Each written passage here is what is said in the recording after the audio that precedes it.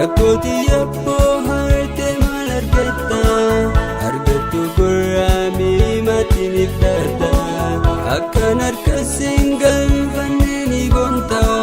na jaalaltiite hongeessite gammadda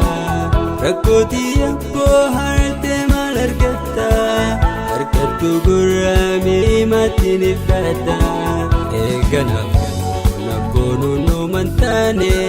tarrat jechuun maali ati kannan jaalanne eeganaaf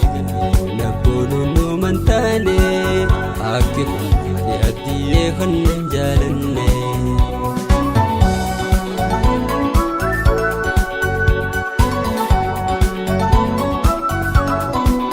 walitti boonu nafsi gargar fageessa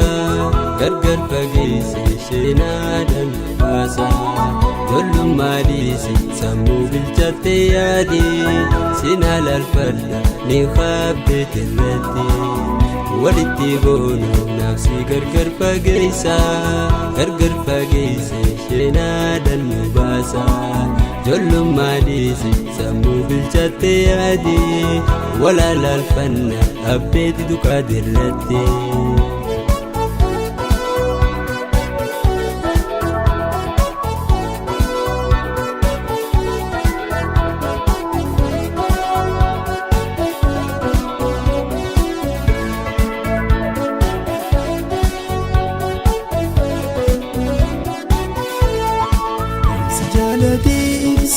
sirra maraate hedduu irraan nijasi fayyate hundan caalaa jetteeti simbooniini sila dubrummaaf hin dabarsiini si jaaladheetiin sirra maraadhe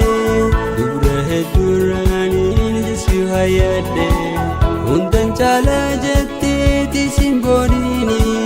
mosinni durummaaf hin dabarsiini jaalalaafi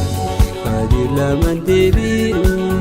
tiyyatan feesifee akkam haji'u jaalalaafi haadhi lamaan deebi'u tiyyatan feesifee akkam haji'u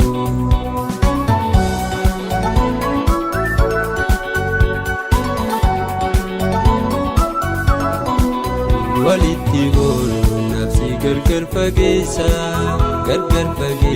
sheenaadhaan baasa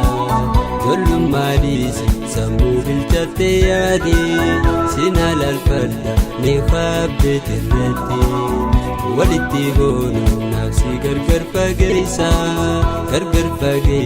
sheenaadhaan baasa jollummaa dhiisi sammuu bilchatte yaadi walaa